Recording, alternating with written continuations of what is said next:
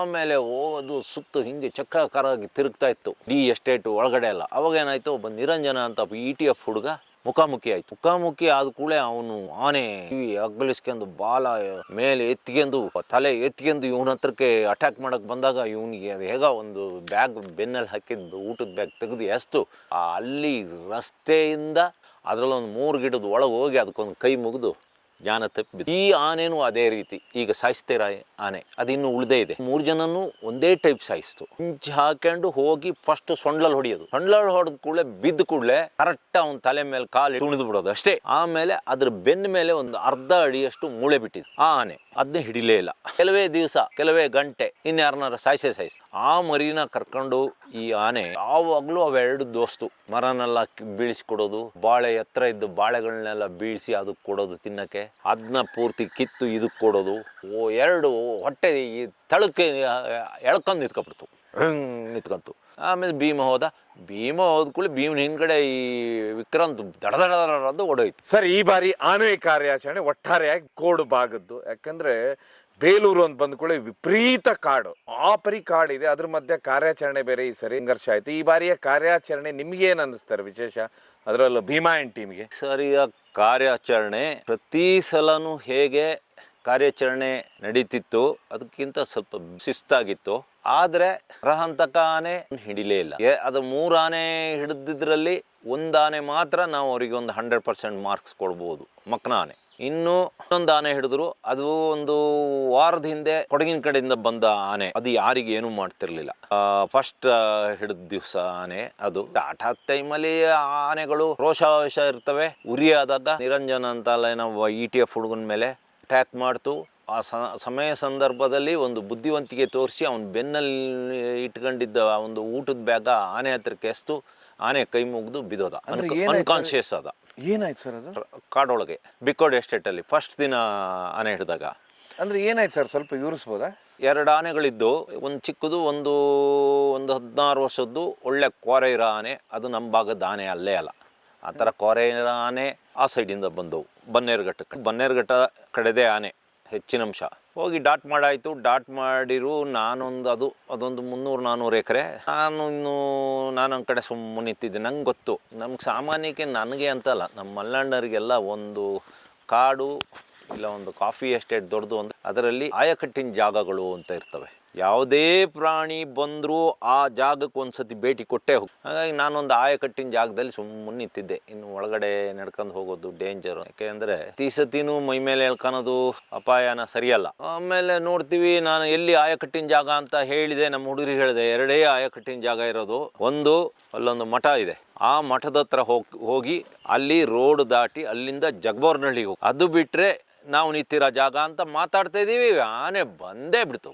ಯಾವ ಬಿರ್ಸಲ್ಲಿ ಆನೆ ಬಂತು ಅಂದ್ರೆ, ಆಮೇಲೆ ಆನೆಗಳು ಸುಮಾರು 11:30 ಟೈಮಲ್ಲಿ ಅಲ್ಲಿ ಏನಾಗುತ್ತೆ ಅಂದ್ರೆ, ಕಾಫಿ ಎಸ್ಟೇಟ್ ಅಲ್ಲಿ ಸುಮಾರು 80-100 ವರ್ಷದ ಹಳೆ ರೋಬಸ್ಟಾ ಗಿಡಗಳು, ಕಾಫಿ ಗಿಡಗಳು.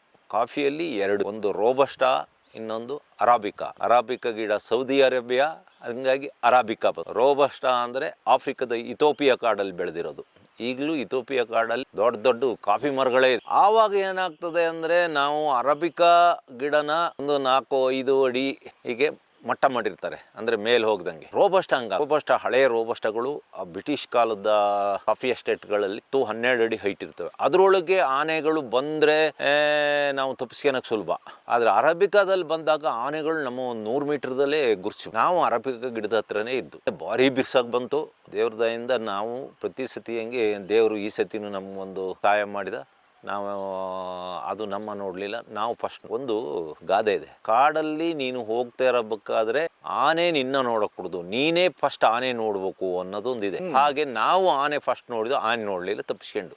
ಆಮೇಲೆ ಆನೆ ಇಡೀ 300-400 ಎಕರೆ ಅದು ಚೆಟ್ಟಿಯಾರ ತೋಟ. ಅವನೊಬ್ಬ ಸ್ವಲ್ಪ ದಯೆ ಧರ್ಮದ ಮನುಷ್ಯ. ಅವನು ಹೇಳ್ತಾನಂತೆ, ನನ್ನ ತೋಟದಲ್ಲಿ ಎಷ್ಟು ಆನೆನ ಬಂದು ನಿಲ್ಲಿ, ನೀವು ಪಟಾಕಿ ಹೊಡಿಬಾರ್ದು, ಅದನ್ನ ಓಡ್ಸಕ್ ಕೊಡುದು ಅಂತ. ಅದೊಂದು 400 ಎಕರೆ ತೋಟ. ಆಮೇಲೆ ಅದು ಸುತ್ತು ಹಿಂಗೆ ಚಕ್ರಾಕಾರವಾಗಿ ತಿರುಗ್ತಾ ಇತ್ತು ಡಿ ಎಸ್ಟೇಟ್ ಒಳಗಡೆ ಎಲ್ಲ. ಅವಾಗ ಏನಾಯ್ತು, ಒಬ್ಬ ನಿರಂಜನ ಅಂತ ETF ಹುಡುಗ ಮುಖಾಮುಖಿ ಆಯ್ತು. ಮುಖಾಮುಖಿ ಆದ ಕೂಡಲೇ ಅವನು ಆನೆ ಕಿವಿ ಅಗ್ಗಳಿಸ್ಕೊಂಡು ಬಾಲ ಮೇಲೆ ಎತ್ಕೊಂಡು ತಲೆ ಎತ್ಕೊಂಡು ಇವನ ಹತ್ರಕ್ಕೆ ಅಟ್ಯಾಕ್ ಮಾಡಕ್ ಬಂದಾಗ ಇವನಿಗೆ ಅದು ಹೇಗ ಒಂದು ಬ್ಯಾಗ್ ಬೆನ್ನಲ್ಲಿ ಹಾಕಿದ್ದು ಊಟದ ಬ್ಯಾಗ್ ತೆಗೆದು ಎಸ್ತು ಅಲ್ಲಿ ರಸ್ತೆಯಿಂದ 6 ಅಡಿ ದೂರಕ್ಕೆ ರೋಬಸ್ಟ ಗಿಡ, ದೊಡ್ಡ ರೋಬಸ್ಟ, ಒಂದೊಂದು 8-10 ಅಡಿ ಇರೋ ಅದಕ್ಕಿಂತ ಎತ್ತರ ಇರೋ ಅದರಲ್ಲಿ ಒಂದು 3 ಗಿಡದ ಒಳಗೆ ಹೋಗಿ ಅದಕ್ಕೊಂದು ಕೈ ಮುಗಿದು ಜ್ಞಾನ ತಪ್ಪಿ ಬಿದ್ದು. ಕೈ ಮುಗ್ದ ಒಂದ್ಸತಿ ಏನು ಗಣಪತಿ ಅಂತ ಕೈ ಮುಗಿದ್ನೋ ಅವ್ನು ಮಂದೇವ್ರ ಕೈ ಮುಗಿದ್ನೆ ಅಂತ ಕೈ ಮುಗಿದು ಅಲ್ಲೇ ಬಿದ್ದೋದು. ಆನೆ ಬಂದಿದ್ದು ರೋಷಾವೇಶದಲ್ಲಿ ರೋಡಲ್ಲಿ ಇದೇ ಥರ ರೋಡಲ್ಲಿ ಬ್ಯಾಗ್ ನೋಡಿದ್ದೆ, ಬ್ಯಾಗನ್ನ ಹಿಡ್ಕೊಂಡು ಬ್ಯಾಗನ್ನು ಚಿಂದಿ ಚಿತ್ರಾನ್ನ ಮಾಡಿ ಹಾಕ್ತಾ ಅವನ ಟಿಫಿನ್ ಬಾಕ್ಸು ಅದರಲ್ಲಿ ಇನ್ನೇನೇನೋ ಇದ್ದವು ಎಲ್ಲ ಚಿಂದಿ ಆಗೋಯ್ತು, ಬದುಕಿಬಿಟ್ಟ.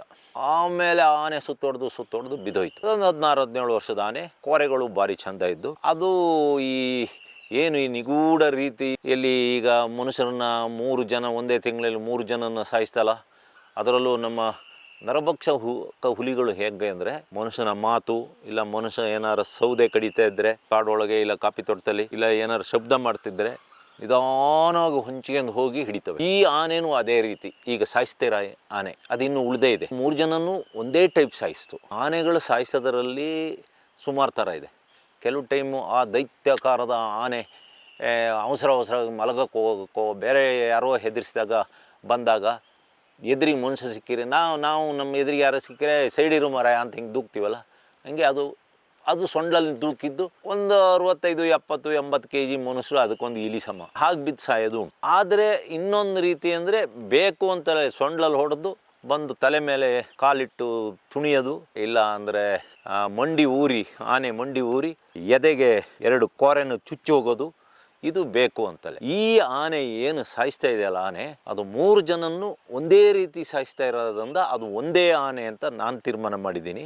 ಯಾಕೆಂದರೆ ಫಸ್ಟು ಎಲ್ಲೋ ಕಾಫಿ ತೋಟದೊಳಗೆ ಕೆಲಸ ಮಾಡ್ತಾ ಇರ್ತಾರೆ, ಇದು ಎಲ್ಲೋ ಇರುತ್ತೆ, ಕಟ ಸೌಂಡ್ ಬಂದ ಕೂಡಲೇ ಅದು ಬೇಕಾದ್ರೆ ಸೌದೆ ಇದು ಮಾಡ್ತಾ ಇರ್ಬೋದು, ಇಲ್ಲ ನಡ್ಕ ಹೋಗ್ತಾರೋ ಕಾಲಿನ ಸಪ್ಪಳ ಇರ್ಬೋದು, ಶೂದು ಏನು ನರಭಕ್ಷಕ ಹುಲಿಯಂಗೆ ಹಿಂಚು ಹಾಕೊಂಡು ಹೋಗಿ ಫಸ್ಟ್ ಸೊಂಡ್ಲಲ್ಲಿ ಹೊಡಿಯೋದು. ಸೊಂಡ್ಲಲ್ಲಿ ಹೊಡೆದ ಕೂಡಲೇ ಬಿದ್ದ ಕೂಡಲೇ ಕರೆಕ್ಟ್ ಅವ್ನ ತಲೆ ಮೇಲೆ ಕಾಲು ತುಣಿದು ಬಿಡೋದು ಅಷ್ಟೇ. 2 ಹೊಡೆತ, ಒಂದು ಸೊಂಡ್ಲು ಹೊಡೆತ, ಇನ್ನೊಂದು ಕಾಲಲ್ಲಿ ತುಣಿಯೋದು. ಈ 3 ಜನ ಕೊಂದಿರೋದು ಅದೇ ಥರ.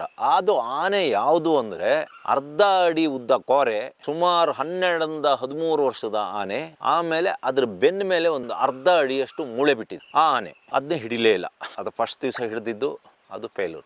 ಆಮೇಲೆ ಅದು ಎಲ್ಲಿತ್ತು ಸರ್, ಎಲ್ಲಿದೆ ಅದು ಈಗ ಆನೆ? ಅದು ಫಾರೆಸ್ಟ್ನವರು ಒಂದು ಭಾರಿ ದೊಡ್ಡ ರಹಸ್ಯನ ಬಚ್ಚಿಟ್ಬಿಡ್ತಾರೆ. ಅದು ಎಲ್ಲಿ ಅಂತ ನಾನು ಕೇಳಕ್ ಹೋಗ್ಲಿಲ್ಲ, ಎಲ್ಲಿಗ ಬಿಟ್ರು ಅದು ಗೊತ್ತಿಲ್ಲ ನಂಗೆ. ಅಲ್ಲ ಸರ್, ಇದು ಇನ್ನೊಂದು ಆನೆ ನೀವು ಹೇಳಿದ್ರಲ್ಲ, ಜನರನ್ನ ಅಟ್ಯಾಕ್ ಮಾಡಿದ್ದಾನೆ, ಅದು ಈಗ ಎಲ್ಲಿದೆ ಸರ್?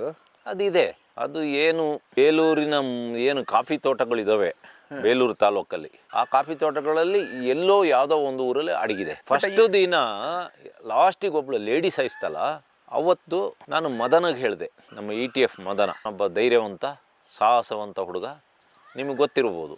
ಅವನು ಭೀಮ ನಿತ್ತಾಗಲೇ ಹೋಗಿ ಇಂಜೆಕ್ಷನ್ ಕೊಟ್ಟ ಅಂತ ಹುಡುಗ ಅವನು. ಅಷ್ಟೇ ಅಲ್ಲ, ಆಮೇಲೆ ಹೋಗಿ ಆ ಸಿರಿಂಜಿನ ನೀಡ್ಲನ್ನೆಲ್ಲ ಕಿತ್ತಾಕಿದ. ಆಮೇಲೆ ಅವನ್ನ ಅಟ್ಯಾಕ್ ಮಾಡಿ ಅವನು ಬದುಕಿದ್ದೆ ಹೆಚ್ಚು. ಅದಿರಲಿ ನೋಡು ಮದನ, ಆನೆಗಳು ಹೆಜ್ಜೆ ಮೇಲೆ ನಾವು ಇನ್ನು ಹುಡುಕ್ಬೇಕು. ಅದು ದೊಡ್ಡ ಆನೆನ ಚಿಕ್ಕ ಆನೆನ ಮೊದಲು ಆ ಹೆಜ್ಜೆ ಅಳತೆ ತಗ. ಸಾಮಾನ್ಯಕ್ಕೆ ದೊಡ್ಡ ಆನೆಗಳು ಮುಂದ್ಲ ಕಾಲು ಅಗಲ ಇರ್ತವೆ. 24 ಇಂಚು ಅಗಲ ಇರೋ ಆನೆಗಳು ನಮ್ಮ ಮುಂದೆ ಎಲ್ಲ ಹೆಚ್ಚು ಕಡಿಮೆ ಅಷ್ಟೇ. ಆಮೇಲೆ ಅದಕ್ಕಿಂತ ಚಿಕ್ಕ ಆನೆಗಳು ಹೆಜ್ಜೆಲೇ ಪತ್ತೆ ಮಾಡ್ಬೇಕು ಬಿಟ್ರೆ, ಕೆಲವು ಟೈಮ್ ಏನಾಗ್ತದೆ ಮನುಷ್ಯರ ಥರ 5 ಅಡಿ ಮನುಷ್ಯ, 5-5.5 ಅಡಿ ಮನುಷ್ಯ, ಒಂದು 60 kg ಮನುಷ್ಯನ ಹೆಜ್ಜೆ 11-12 ಇಂಚು ಆಗಿರುತ್ತೆ.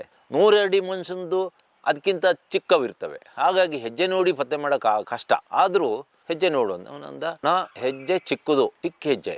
ಒಂದು ದೊಡ್ಡ ಆನೆದ ಅರ್ಧದಷ್ಟಿದೆ. ಚೀಕ್ನಳ್ಳಿ ಹತ್ರ ಒಂದು ಭೂತಪ್ಪನ ದೇವಸ್ಥಾನ ಅಂತಿದೆ, ಭೂತನಾಥನ ದೇವಸ್ಥಾನ, ಮಹಾ ಪವರ್ಫುಲ್ ದೇವರು ಅದು. ಆ ಭಾಗ ಅದರದ ಎದುರುಗಡೆಗೆ 100 ಮೀಟರ್ ದೂರದಲ್ಲಿ ನಿಂತಿದೆ ಅಂದ. ಅವತ್ತು ಇವರು ಹಿಡಿಯಕ್ಕೆ ಹೋಗ್ಲಿಲ್ಲ. ಆಮೇಲೆ ನೆಕ್ಸ್ಟ್ ಡೇ ಅದನ್ನ ಹಿಡಿದ್ರು. ನಾನು ಹೇಳಿದ್ನಲ್ಲ ಕೋಡೆ ಎಸ್ಟೇಟಲ್ಲಿ ಆನೆ ಹಿಡಿದ್ರು. ಅದಲ್ಲ, ಈಗ ಈ ಭಾಗದಲ್ಲೇ ಇದೆ. ಕೆಲವೇ ದಿವಸ, ಕೆಲವೇ ಗಂಟೆ ಇನ್ಯಾರನ್ನಾರ ಸಾಯಿಸಿ. ಕಾರಣ ಏನ್ ಸರ್ ಅದು ಸಾಯಿಸೋದಕ್ಕೆ? ಈ ರೀತಿ ಆಗೋದಕ್ಕೆ ಕಾರಣ ಏನು? ಇಷ್ಟು ಚಿಕ್ಕ ಆನೆಗಳು ಎಲ್ಲರೂ ತಿಳಿತಾರೆ, ದೊಡ್ಡ ಆನೆಗಳು ಈ ರೀತಿ ಆಗ್ತಾವ. ಕಾರಣಗಳು ಹುಡುಕ್ತಾ ಹೋದ್ರೆ ಒಂದು ಆನೆಗಳಿಗೂ ಮನುಷ್ಯರ ತರನೇ ಹುಳಲ್ಲು ಅಂತ, ಅದಕ್ಕೆ ನಾವು ಹುಳಲ್ಲು ಅಂತ. ಆ ಟೈಮಲ್ಲಿ ನೋವು ತಡೆಯಕ ಆಗ್ದಲೇ ಇದ್ದಾಗ ಅದು ಒಂಥರ ಹುಚ್ಚಿಡ್ದಂಗೆ ಆಡುತ್ತೆ. ಆಮೇಲೆ ಇನ್ನೊಂದು, ಈ ಕಾಫಿ ಪ್ಲಾಂಟರ್ ಬೇಕು ಅಂತ ಗುಂಡು ಹೊಡಿಯೋದು. ನೀವು ಇತ್ತೀಚೆಗೆ ನಾನು ಹಿಂದೆಲ್ಲ ಹೇಳಿದ್ದೆ, ಅದು ನೋಡಿ ಈಗ ಸತ್ಯ ಆಯ್ತು.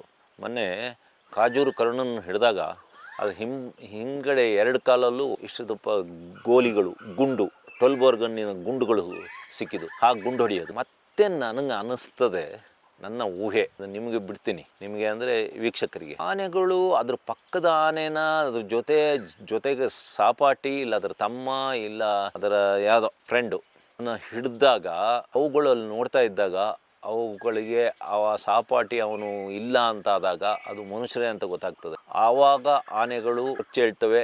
ಆಮೇಲೆ ಆನೆಗೆ DNA ಇಲ್ಲ ವಂಶವಾಹಿಯಾಗಿ ಬಂದಿದೆ, ಸೇಡ್ ತೀರಿಸಿ. ಈ ಆನೆ ಬಹುಶಃ ಕರ್ನಾಟಕದ ಅರಣ್ಯ ಮುಖ್ಯಸ್ಥ ಅವ್ರ ಹತ್ರ ಒಂದು ಸ್ವಲ್ಪ ಖುಷಿ ಆಗಲಿ ಅಂತ 1-2 ಆನೆನ ಇದ್ದಲ್ಲಿ ಆಗಿ ಒಂದು ಚಿಕ್ಕ ಮರಿ ಹಿಡಿದ್ರು, 5-6 ವರ್ಷದ ಒಂದು ಮರಿಯ. ಆ ಮರಿನ ಕರ್ಕೊಂಡು ಈ ಆನೆ ಯಾವಾಗಲೂ ಅವೆರಡು ದೋಸ್ತು ಮರನೆಲ್ಲ ಬೀಳಿಸ್ಕೊಡೋದು, ಬಾಳೆ ಎತ್ತರ ಇದ್ದು ಬಾಳೆಗಳನ್ನೆಲ್ಲ ಬೀಳಿಸಿ ಅದಕ್ಕೆ ಕೊಡೋದು ತಿನ್ನಕ್ಕೆ. ಆಮೇಲೆ ಆ ಬಾಳೆ ಒಳಗೊಂದು ದಿಂಡು ಅಂತ ಹೇಳ್ತೀವಿ ನಾವು, ಅದನ್ನ ಪೂರ್ತಿ ಕಿತ್ತು ಇದಕ್ಕೆ ಕೊಡೋದು. ಅಷ್ಟು ಚೆನ್ನಾಗಿ ಸಾಕೊಂಡಿತ್ತು. ಆವಾಗ ಅದ್ರ ಕಣ್ಣೆದುರಿಗೆ ಅದನ್ನ ಹೊಡೆದು ಅದನ್ನ ಎಳ್ಕೊ ಹೋಗಿದ್ದಕ್ಕೆ ಇದು ಬಹುಶಃ ಮನುಷ್ಯರ ಮೇಲೆ ದ್ವೇಷ ಕಾರ್ತಾ ಇದೆ. ಆ ರೀತಿ ಎಲ್ಲ ಮಾಡ್ತಾವಲ್ಲ ಸರ್, ಅದು ಸಾಕತ್ತೆ ಫ್ರೆಂಡ್ ಸಾಕ್ತದೆ, ಫ್ರೆಂಡ್ಗಳನ್ನ ಸಾಕ್ತದೆ. ಈಗ ಏನು ಮಕನ ಇದೆಯಲ್ಲ, ಅದು ಒಂದು ಮರಿನ ದತ್ತು ತಗೊಂಡಂಗೆ ಏನು ಅದಕ್ಕೆ ಟ್ರೀಟ್ಮೆಂಟು, ಅದಕ್ಕೇನು ಅದನ್ನ ಎಷ್ಟು ಒಂದು ದಿವಸ ನಾನಲ್ಲೊಂದು ಇಲ್ಲೇ ನನ್ನ ಹಿಂಭಾಗದಲ್ಲೇ ನಂದು ಇಲ್ಲಿ ಕಾಫಿ ತೋಟ ಇಲ್ಲೇ ಇರೋದು, ಅಲ್ಲಿ ಬಂದಿತ್ತು. ಯಾವನೋ ಪಟಾಕಿ ಹೊಡೆದ, ನಾನು ಕಾಡೊಳಗೆ ಸುಮ್ಮನೆ ಕೂತಿದ್ದೆ. ಪಟಾಕಿ ಹೊಡೆದ ಕೂಡಲೇ, ಅದು ಕೊರೋನಾ ಟೈಮಲ್ಲಿ, ಅವತ್ತೇ ಬೆಳಿಗ್ಗೆ ಇದು ಸುಮಾರು 100 ಲೀಟ್ರು ಕಳ್ಬಟ್ಟಿ ಸರಪ್ ಕುಡಿದ್ಬಿಟ್ಟಿತ್ತು. ಕೊರೋನಾ ಟೈಮಲ್ಲಿ ಎಲ್ಲ ಲಿಕ್ಕರ್ ಎಲ್ಲ ಇದಾಯ್ತಲ್ಲ, ಬಂದಾಯ್ತಲ್ಲ, ಆವಾಗ ಸಿಕ್ಕಾಪಟ್ಟೆ ಕಳ್ಬಟ್ಟಿ ರೆಡಿ ಮಾಡೋ ಕಳ್ಳಬಟ್ಟಿ ಇಲ್ಲಿಂದ ಬೆಂಗಳೂರಿಗೆ ಸಪ್ಲೈ ಆಗ್ತಿತ್ತು. ಮಲೆನಾಡಿಂದ ಬೆಂಗಳೂರಿಗೆ ಕಳ್ಬಟ್ಟಿ ಇಲ್ಲಿ ಕೆಲವು ಪ್ರತಿಷ್ಠಿತ ಕ್ಲಬ್ಗಳಿದಾವೆ, ಅವ್ರುಗಳು ಇಲ್ಲಿಂದ ಕಳ್ಳಬಟ್ಟಿ ತರಿಸ್ಕೊಂಡು ಕುಡಿತಿದ್ರು. ಯಾಕೆಂದ್ರೆ ಲಿಕ್ಕರ್ ಇರ್ಲೇ ಇಲ್ಲ, ಸ್ಟಾಪ್, ಕಂಪ್ಲೀಟ್ ಸ್ಟಾಪ್, 3 ತಿಂಗಳು ಸ್ಟಾಪ್, ಯಾವುದೂ ಸಿಗ್ತಿರ್ಲಿಲ್ಲ. ಆಮೇಲೆ ಕಳ್ಳಬಟ್ಟಿ, ಆ ಕಳ್ಳಬಟ್ಟಿಗಾಗಿ ನಮ್ಮಲ್ಲೊಂದು ಮಗಜಳ್ಳಿ ಫಾಲ್ಸ್ ಅಂತ ಒಂದು ಫಾಲ್ಸ್ ಇದೆ ನಮ್ಮ ಹಾನ್ಬಾಳ್ ಹತ್ರ, ಭಾರಿ ಫೇಮಸ್ ಫಾಲ್ಸ್, ವಾಟರ್ ಫಾಲ್ಸ್. ಆ ನದಿ ಶಿವಘಟ್ಟದ ಭಾರಿ ದುರ್ಗಮವಾದ ಮತ್ತು ಶೋಲಾ ಬೆಟ್ಟಗಳಲ್ಲಿ ಹುಟ್ಟಿ ವರ್ಷದ ಎಲ್ಲ ಕಾಲದಲ್ಲೂ ಹರಿಯೋಂಥ ನೀರದು. ಆ ನದಿದ ಜಲಪಾತದಿಂದ ಕೆಳಗೊಂದು ಸ್ವಲ್ಪ ಕಾಡೊಳಗೆ ಬಂದು ಸುಮಾರು 100-150 ಲೀಟ್ರ್ ಬಟ್ಟಿ ಸರಪ್ ಕುಡಿದು ಟೈಟಾಗಿತ್ತು. ನಾನು ಒಳಗಡೆ ಹೋಗಿ ಕೂತಿದ್ದೆ, ನನ್ನನ್ನು ಅಟ್ಟಾಡಿಸ್ತು. ನಾನು ಹೇಗ ಬದುಕಿ ಬಂದ್ಬಿಟ್ಟೆ.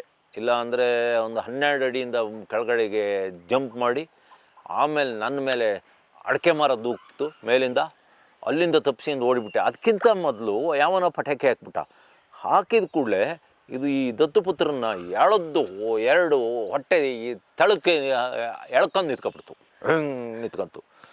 ಆಮೇಲೆ ನನಗೆ ಅನ್ನಿಸ್ತು, ಅಬ್ಬ ಯಾವ ರೀತಿ ಅಂದರೆ ತಾಯಿ ಥರನೇ ಕಾಪಾಡ್ತಾ ಇದೆ ಅಂತ. ಅಷ್ಟೆಲ್ಲ ಕೇರ್ ವಹಿಸ್ಕೊಂತವೆ.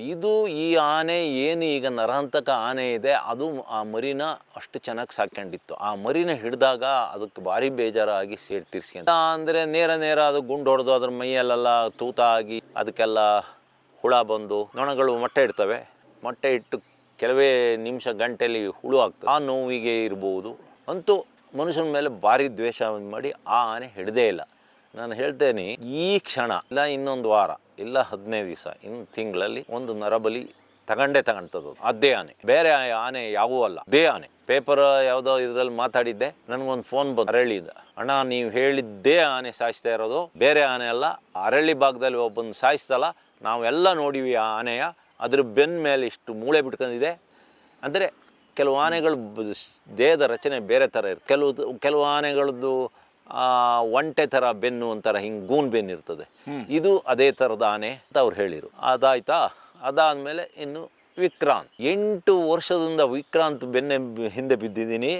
ವಿಕ್ರಾಂತ್ ಭೀಮನ್ನಾದರೂ ಒಂದು ಸ್ವಲ್ಪ ಅಟ್ಟಾಡಿಸ್ತಾ ಇತ್ತು. ಆಮೇಲೆ ಅಷ್ಟಿಗೆ ವೆಂಕಟೇಶಣ್ಣ ನಮ್ಮ ಮೇಲೆಲ್ಲ ಅಟ್ಯಾಕ್ ಮಾಡ್ತು. ಆದರೆ ಇದು ಒಬ್ಬರ ಮೇಲೆ ವಿಕ್ರಾಂತ್ ಸುಮಾರು 7-8 ವರ್ಷದಿಂದ ನಾವು ಅದ್ರ ಹಿಂದೆ ಬಿದ್ದೀನಿ. ನಮ್ಮ ನೋಡಿದ್ರೆ ಅದಕ್ಕೆ ನಾಚಿಕೆ ಇಲ್ಲ ಹೆದರಿಕೆನ ಏನೋ.